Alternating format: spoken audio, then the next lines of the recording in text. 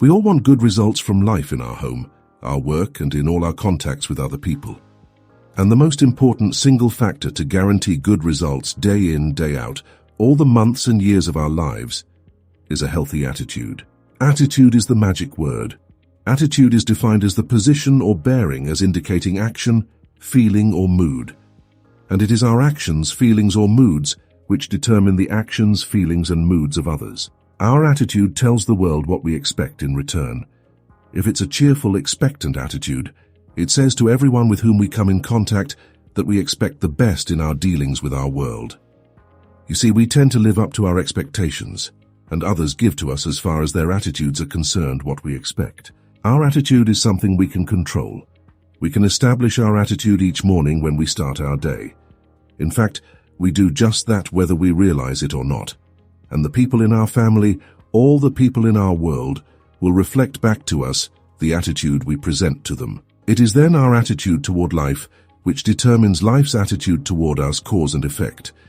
Everything we say or do will cause a corresponding effect.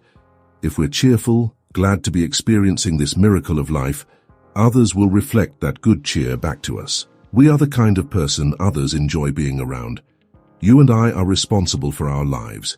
You and I produce causes all day long, every day of our lives. The environment can only return to us a corresponding effect. That's why each of us determines the quality of his or her own life. We get back what we put out. Now here's a way to test the past quality of your attitude. Would you say people tend to react to you in a smiling, positive manner with friendly greetings when you appear? Your answer to that question will tell the story. I remember the time when a man and his wife bought a home across the street from me in Florida. They had moved there from Minnesota. They had planned the move for years. They were tired of the northern winters, and he was an avid fisherman. Several months passed after their move, and one day I was surprised to see them packing. I walked across the street and asked the man if they were leaving so soon after they made the move. He nodded. "My wife hates it here," he said. "We're going back home." I asked him how in the world his wife could hate it there, what his wife didn't like about the place. And with a few questions, the truth came out. "She hasn't been accepted here," he said. "The other women of the community have left her strictly alone. She's made no friends. She hasn't been asked to participate in any of the community activities." So I asked him, "Has she let the other women know she's interested in participating in community activities?" He stopped what he was doing and looked at me. "No," he said. "No, she hasn't. She's been waiting for the women to ask her. And since she stayed in the house, waiting for them to come to her, they've thought of her as reclusive, as a person who's not interested in making friends. So they've left her alone." Well, it was a long silence and he began nodding. "Yes, that's exactly what's happened," he said. "Yes, the women of the neighborhood should have come to her and introduced themselves or invited her to a tea or luncheon, but they were reacting to her. She didn't know that the community could only give her back a reflection of her own attitude." He was a woman in her 60s who had never learned the first important rule for successful living, that our surroundings will always reflect us, that our environment is a mirror, often a merciless mirror, of ourselves.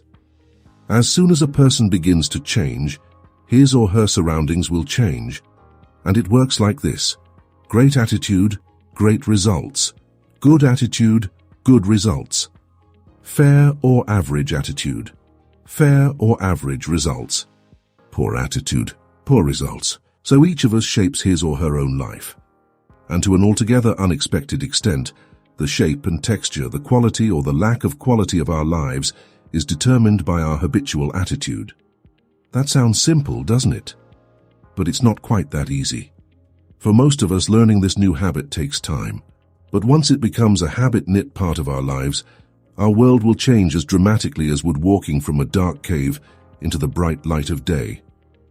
Most people never think about their attitudes at all. For most of them, it's a matter of beginning each day in neutral. Their attitudes are neither good nor bad, but are poised to react to whatever stimuli they encounter. If the stimulus is good, they'll reflect it. If it's bad, they'll reflect that too.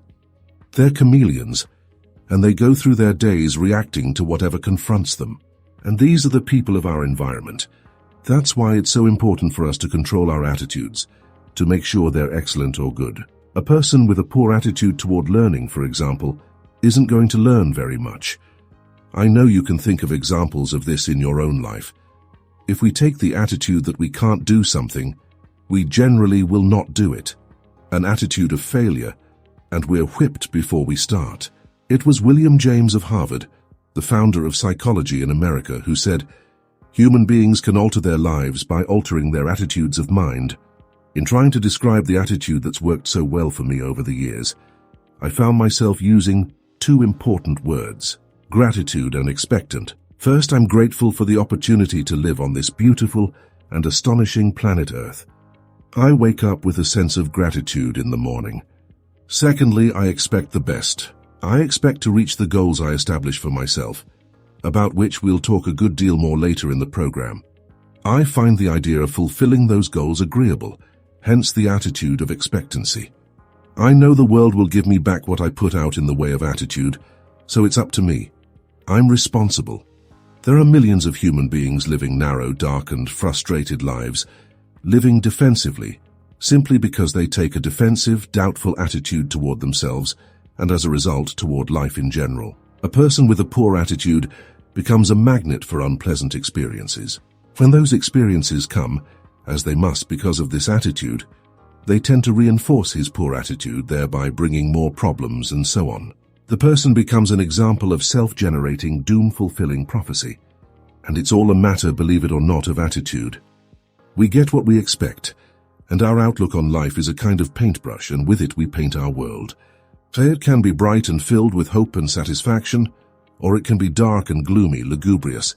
It's hard to convince people sometimes that the world they experience is a reflection of their attitude. They take the attitude that if people would only be nice to them, they'd be nice in return.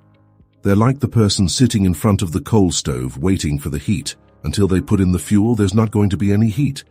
It's up to them to act first. It has to start somewhere. Let it begin with us. Attitude is the reflection of the person inside. Consider for a moment the people who go saving through life from one success to another, and who, when they occasionally fail at something, shrug it off and head right out again. No matter what a person does, wherever you find a person doing an outstanding job and getting outstanding results, you'll find a person with a good attitude. These people take the attitude toward themselves that they can accomplish what they set out to accomplish. They take the attitude that achievement is the natural order of things, and it is. That there's no good reason on earth why they can't be as successful, as competent as anyone else. They have a healthy attitude toward themselves, and as a result toward life and the things they want to accomplish. Because of that, they accomplish some remarkable things and come to be called successful and outstanding, and brilliant and lucky and so on. They're quite frequently no smarter and more talented than most other people, but they have the right attitude. They find their accomplishments not too difficult, simply because it seems so few others are really trying or really believing themselves. As to luck, forget it. Luck is what happens when preparedness meets opportunity, and opportunity is there all the time. A person can be very efficient at his or her work, but if the corresponding excellent attitude isn't present, well, the person's a failure. A robot can do a great job, but only a human being can ennoble work with a great attitude, and by so doing, touch it with the magic of humanness, make it come alive and sing, make it truly worthwhile. That, my friend, makes the difference. People come in all sizes, shapes, ages, and colors, and in widely varying degrees of intelligence and education, but they have one thing in common. They expect more good out of life than bad. They expect to succeed more often than they fail, and they do. Now there are things you want, worthwhile things. Take the attitude that there are a lot more reasons why you can reach those goals than fail in the attempt. Go after them. Work at it. Keep your attitude positive, cheerful, and expectant, and you get them. And as you do, you'll grow to new plateaus and be able to accomplish still more. And remember this, our environment, the world in which we find ourselves living and working, is a mirror of our attitudes and expectations. If we feel that our environment could stand some improvement, we can bring about that change for the better by improving our attitude. The world plays no favorites. It's impersonal. It doesn't care who succeeds or who fails, nor does it care if we change. Our attitude toward life doesn't affect the world and the people in it nearly so much as it affects us. It would be impossible to even estimate the number of jobs that have been lost, promotions or good grades missed, sales lost or marriages ruined by poor attitudes, that you can number in the millions the jobs which are held but hated, the marriages which are tolerated but unhappy, the parents and children who fail to understand and love one another, all because of people who are waiting for the world and others to change toward them. They don't understand that what they're getting is a reflection of themselves. Nothing can change until we do. When we change, our worlds will change. The answer is attitude. How does one develop a good attitude? The same way one develops any other factor, practice. One good way is to stick a small sign on the bathroom mirror on which is printed the word attitude. That way you'll see it first thing every morning. You might have another one in your car and at your place of work. We need to smile more, speak to people, go out to people. Everything in the world we want to do or get done, we must do with and through people.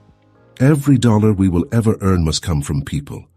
Being worthwhile, the person we love and with whom we want to spend the rest of our life is a human being with whom we must interact. Our children are individuals, each different from any other person who ever lived. And what affects them most is our attitude, the loving kindness they see and feel when everywhere around them. If you begin to develop and hold an attitude that says yes to life and the world, you'll be astonished at the changes you'll see. Someone once said, "Life is dull only to dull people." It's true. Of course, it's also true that life is interesting only to interesting people, and life is successful only for successful people. We must be the epitome, the embodiment. We must radiate success before it'll come to us. We must first become mentally, from an attitude standpoint, the people we wish to become. Many years ago, a famous Los Angeles restaurateur was asked by a newspaper reporter, "When did you become successful?" And he replied, "I was successful when I was dead broke. I knew what I wanted to do, and I knew I'd do it. It was only a matter of time." He had a successful attitude long before the success he sought had become a reality. The Greek-German philosopher and writer Goethe put it this way, "Before you can do something, you must be something." But let me prove my point by giving you a test. If you will conscientiously go about the test, I'll outline and concentrate on it every day. You will find yourself becoming lucky, as the uninitiated call it. All sorts of wonderful things will begin happening in your life, and it'll show you what a great attitude can mean. So here's the test. Treat every person with whom you come in contact as the most important person on earth. Now you do that for 3 excellent reasons. 1, as far as every person is concerned, he or she is the most important person on earth. 2, because that's the way human beings ought to treat each other. And 3, by treating everyone this way, we begin to form an important habit. There's nothing in the world that men, women, and children want to need more than self-esteem. The feeling that they're important, that they're recognized, that they're needed, that they count and are respected. They will give their love, their respect, and their business to the person who fills this need, even if it's a short encounter. Have you ever noticed that the higher you go in any organization of value, the nicer the people seem to become? It works this way. The bigger the people, the easier it is to talk to them, to get along with them and work with them. So they naturally matriculate to the top. It's their attitudes, and the people with great attitudes just naturally gravitate to the top of whatever business or department they're in. They don't have great attitudes because of their positions. They have their positions largely because of their great attitudes. For the purposes of this test, act toward others in exactly the same manner that you want them to act toward you. Treat the members of your family as the very important people they really are, the most important in the world. Carry out into the world each morning the kind of attitude you'd have if you were the most successful person on earth. Notice how quickly it develops into a habit, and almost immediately a change will be noticed. Irritations that used to frustrate you begin to disappear. When some less informed person gives you a bad time, don't let his poor attitude infect yours. Keep yours in hand. Keep it good. Keep cool above it all and smiling. If someone cuts in front of your car, or acts in any other manner that shows a lack of courtesy, don't react as he would. Smile it off. Destructive emotions such as anger, hatred, or jealousy don't hurt others. They hurt you. They can make your life miserable. They can make you sick. Forgive everyone who ever hurt you. Really forgive them. And then forgive yourself. That's all past. Doing over it, exhuming it, can only make you sick. Forgive and forget it. Get rid of it. You've risen above that sort of thing. And as you develop a great attitude, you'll probably realize that you've already placed yourself on the road to what you seek. You're well on your way. It makes no difference how successful you may have been in the past. You'll be delighted with the ease and comfort of your new life. The bad or poor attitudes of others can be as infectious as the common cold. It's important that we look on them in this light as infectious conditions that can only end by hurting and annoying us if we allow ourselves to catch them. Like the doctor often working with people with infectious conditions, we must keep ourselves healthy. We simply don't have time for that sort of thing. Whoever started the cliché "life's too short" certainly knew what he or she was talking about. It really is too short, much too short, to spend any of our valuable time mimicking the attitudes of others, unless they're good. A great attitude does much more than turn on the lights in our worlds. It seems to magically connect us to all sorts of serendipitous opportunities that were somehow absent before the change. Maybe that's what people mean when they say we're lucky. Suddenly we do find ourselves getting the so-called breaks, but it's really nothing more than this new connection with the world that comes with a great attitude. We find ourselves doing more and doing it in less time. We put ourselves directly in the path of all kinds of serendipitous happenings. When you begin to develop a better attitude, you should realize that you've already placed yourself in the top 5% of the people, the most successful people on earth. You've placed yourself on the road to what you seek. You've prepared the ground, you've only to plant the seed. Now, in summing up, here are a few points to keep in mind. First, it's our attitude at the beginning of a difficult task which more than anything else will bring about its successful outcome. Secondly, our attitudes toward others determine their attitudes toward us. We're all interdependent. The success we achieve in life will depend largely on how well we relate to others. Thirdly, before you can achieve the kind of life you want, you must think, act, talk, and conduct yourself in all of your affairs as would the person you wish to become. Keep a mental picture of that person before you as often as you can during the day. And fourthly, remember that the higher you go in any organization of value, the better the attitude you find, and that attitudes are not the result of success. Success is the result of great attitudes. And finally, the deepest craving of the human being is for recognition and self-esteem, to be needed, to feel important, to be recognized and appreciated. That includes our loved ones and all the people with whom we come in contact during our days. To make these important principles a habit-knit part of our lives, here are some suggestions. Since our minds can hold only one thought at a time, make the thoughts you hold constructive and positive. Look for the best in people and ideas. Be constantly alert for new ideas you can put to use in your life. Don't waste time talking about your problems to people who can't solve them, or your health unless it's good, or you're talking to your doctor. It won't help you. It cannot help others. Radiate the attitude of well-being and confidence, the attitude of the person who knows where he or she is going. You find all sorts of good things happening to you. And lastly, treat everyone with whom you come in contact as the most important person on earth. Start this habit, practice it consistently, and you'll do it and benefit from it for the rest of your life. Thank you.